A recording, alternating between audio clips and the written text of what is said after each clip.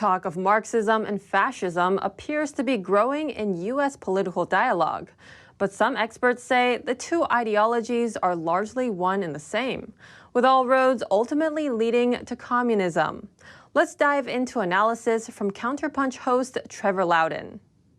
Where is the Marxist movement, if you will, in terms of influence? In what areas of society does this ideology have the most influence on that has you concerned? Well, I think it's the extensive infiltration of mainstream politics, the military, the judiciary system, the bureaucracy. Look, it's in most things. Like it's in the churches. It's in the so-called LGBTQ movement is a Marxist movement.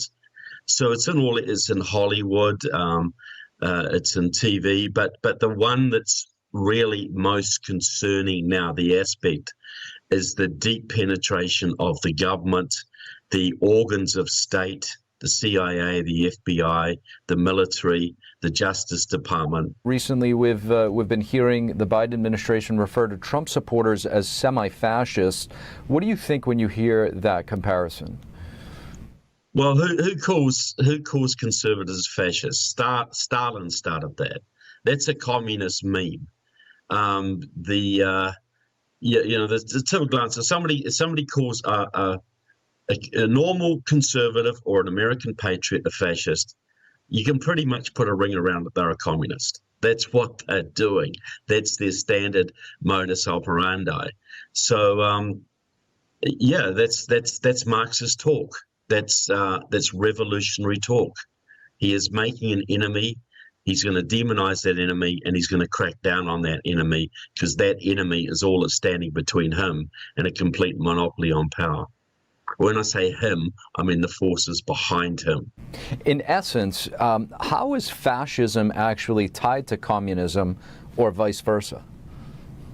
Well, look, back in the 1930s, there wasn't a lot of difference. They were both collectivist systems. The state is everything. And the slight difference was that the fascists were more national socialists, and some of them had an anti-Semitic bent. In those days, there wasn't much distinction drawn between fascism and communism. They were brothers. It was Stalin, only really became a serious rift when Hitler betrayed Stalin and invaded the Soviet Union. And then it was all on. Then all the, up until that time, American communists were supporting the Nazis. American communists and British communists were supporting the Nazis. French communists helped sabotage the French military so the Nazis could invade France. They were all together.